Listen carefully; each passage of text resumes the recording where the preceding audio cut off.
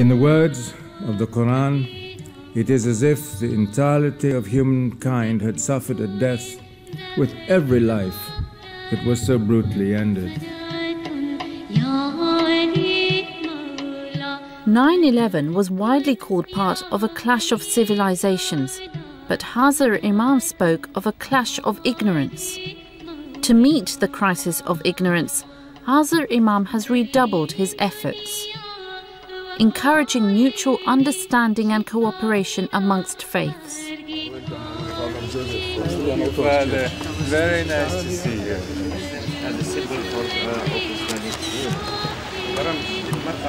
At a Syrian mulaqat, addressing tens of thousands from various traditions of Islam and other faiths, Hazar Imam was emphatic.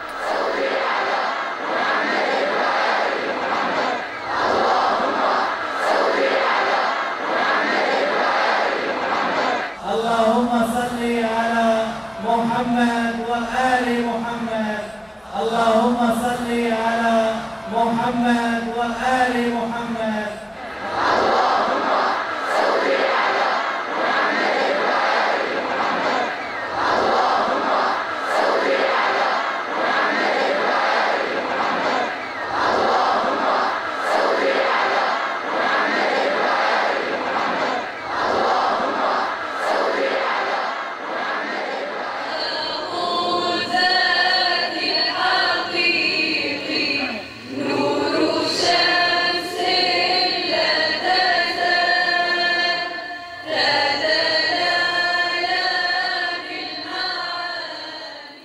Any differences must be resolved through tolerance, through understanding, through compassion, through dialogue, through forgiveness, through generosity, all of which represent the ethics of Islam. To instill these values in tomorrow's leaders, Hazar Imam has launched the Aga Khan Academies. Say good morning, His Highness. Good morning, His Highness. Please go on, I'm going to join the class. 18 boarding schools across Africa, South and Central Asia, and the Middle East. The first opened in Mombasa, Kenya in 2003. It takes promising boys and girls from all religious, cultural, and economic backgrounds. The scholarship does make a huge difference, especially since I know that the award for next year depends on how I perform academically in class as well as in terms of physical activity and creativity. I know that I have to do this in order for me to get that scholarship. I have to show them that they gave me the scholarship for a reason, that I deserve it and I truly deserve it.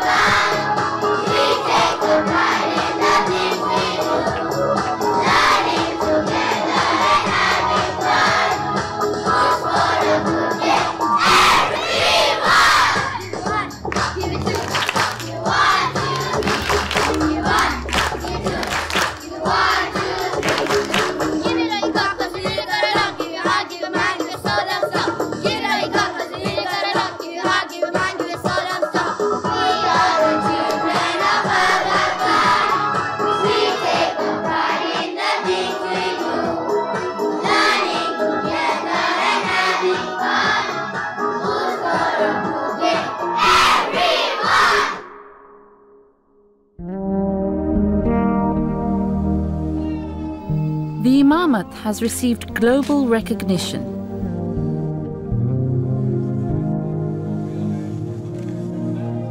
I'm very happy today. Well, it's such an honor for me. Formal protocols, decorations, agreements, and treaties have been signed with governments around the world. So nice.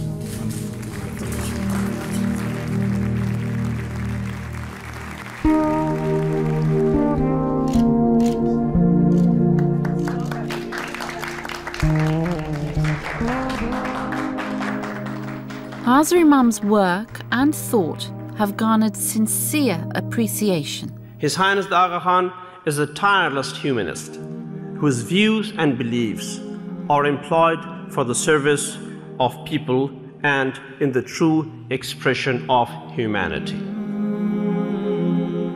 In helping us to bring hope and opportunity in regions of the world that have known too much despair. By providing a beautiful and inspiring window into the Muslim world. Know that when you speak, Canada and the world will listen. In partnership with the Canadian government, the Imamate founded the Global Centre for Pluralism in Ottawa.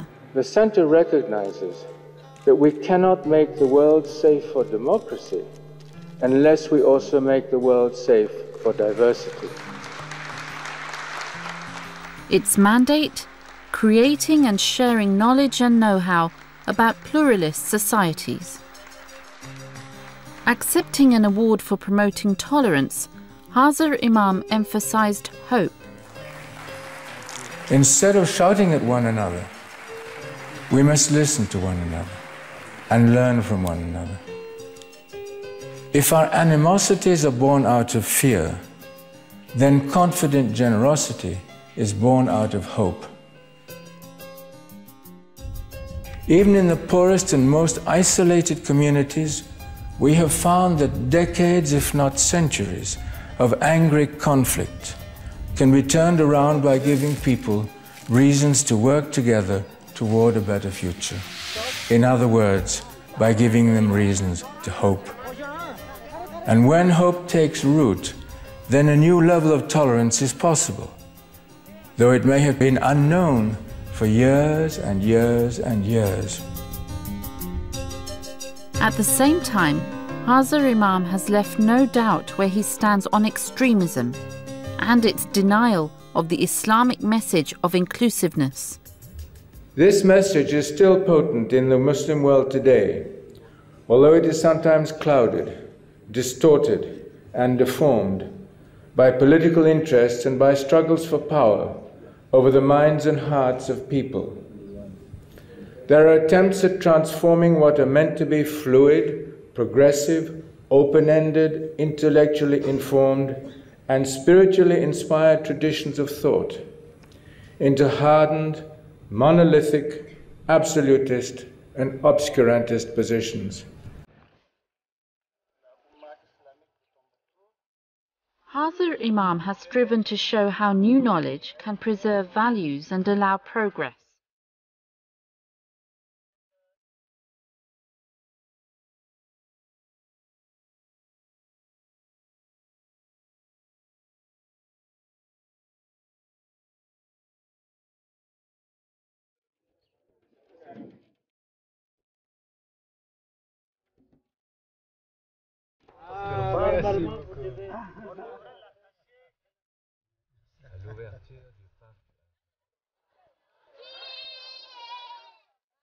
In Mali, his call to revitalize the unique traditions embodied in the mosques at Timbuktu, Mopti, and Djenné echoed a more urgent challenge. Aujourd'hui, nous sommes face à une situation délicate dans laquelle tous les musulmans de paix doivent s'unir pour présenter au monde le visage d'un islam de paix, d'unité, d'intelligence et de conviction. In Cairo, a living declaration that Islam, not only the tombs of the pharaohs, illuminates Egypt's glorious history. This process has been particularly satisfying for me from a very personal perspective. In our excavations and historical investigations, I constantly have been reminded that we were touching the very foundations of my ancestors, the Fatimids, and the pluralistic history and intellectual profile of this city and this country, to which they contributed so profoundly. I am very humbled by the opportunity to return to Cairo, founded over 1,000 years ago by the Fatimid Caliph Al-Mu'iz, to build on that history. 35 generations later, through the work done here by my institutions, it is my prayer that this park will be a continuing contribution to the people of this great city. Helping to fill the gap, Al-Azhar Park, once a dump, now a testament helping all Muslims to value the diversity of their heritage.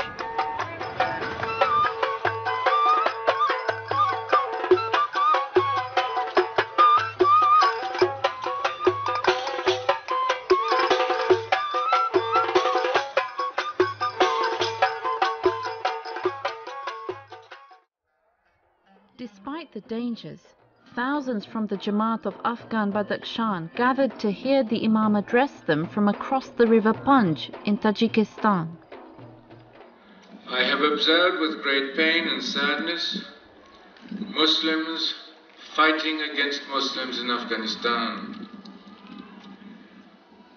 We are not allowed to live in hate. Absolutely, we must respect the sanctity of life. It is the Holy Quran itself which says, "And whoso saves a life, it is as if he had saved the entirety of mankind."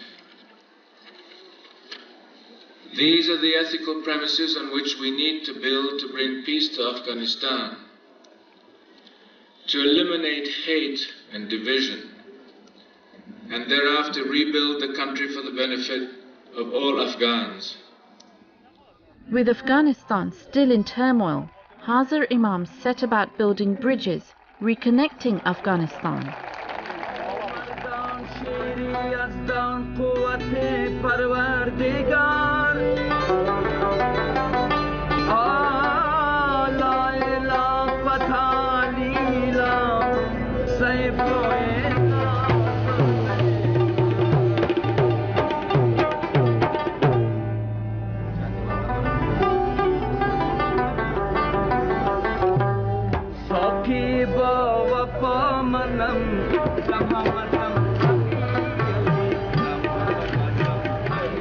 And soon, the Imamate was running hundreds of projects throughout the country.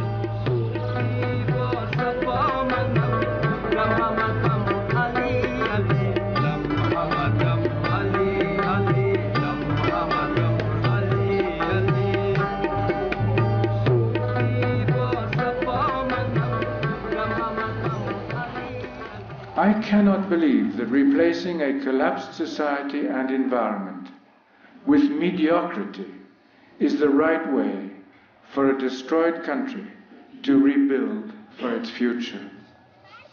The other way is to see reconstruction as an opportunity to draw upon the world's state-of-the-art technologies and standards, using them to jumpstart the economy and to help bring it to a new and higher plane.